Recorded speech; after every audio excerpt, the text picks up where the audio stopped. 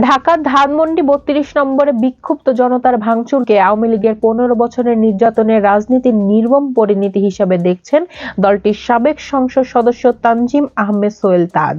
শুক্রবার নিজের verified Facebook পেজে এক পোস্টে তিনি একথা জানান। পোস্টে হত্যা, গুম, নির্যাতন, দুর্নীতি, ভোটাধিকার হরণ সহ বিগত ১৫ বছরের রাজনৈতিক পরিস্থিতিতে আওয়ামী লীগের ভূমিকা নিয়ে কঠোর সমালোচনা করছেন সাবেক স্বরাষ্ট্র প্রতিমন্ত্রী। তার অভিমত, আওয়ামী লীগ জনরোষে পড়ার পরপরই শুধরায়নি, তারই পরিণতি ধানমন্ডি ৩২ ভাঙচুর।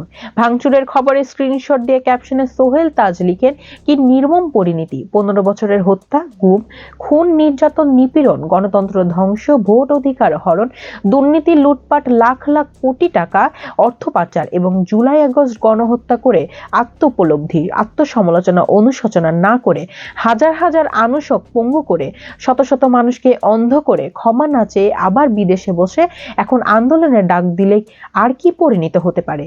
পোস্টটি কাদের উদ্দেশ্যে করছেন তা জানিয়ে সোহেল তাজ লিখেন, গণহত্যা, গুম, খুন, নির্যাতন বা নিপীড়নকারী, দুর্নীতিবাজ, গণতন্ত্র হত্যাকারী, চোর বা মাফিয়াদের সমর্থনকারী, ব্রেন ওয়াশড নব্য কাওয়া বডি লীগ এর চামচাদের দৃষ্টি আকর্ষণ করছেন। তিনি আরো লেখেন, নীতি আদর্শ বিচ্যুত খারাপ মানুষের প্রশংসার প্রয়োজন নেই, তিনি তাদের চিনেন। ফেসবুক অনুসারীদের উদ্দেশ্যে সোহেল তাজ লিখেন, আওয়ামী লীগের ব্রেন ওয়াশড, নষ্ট পচা নীতি বা আদর্শ বিচ্যুত লুটেরা, খুনি, হত্যা, গুম, নির্যাতনকারীদের সমর্থকদের অনতি বিলম্বে তার এই ফেসবুক পেজটি আনফলো করার কথা বলেন। তিনি বিবেককে জাগিয়ে আত্মোপলব্ধি, আত্মসমালোচনা করে অনুশোচনা করার কথা বলেন সোহেল তাজ। ধানমন্ডি ৩২ নম্বরে শেখ মুজিবুর রহমানের বাড়িতে গত ৫ ফেব্রুয়ারি ভাঙচুর করে বিক্ষুব্ধ জনতা।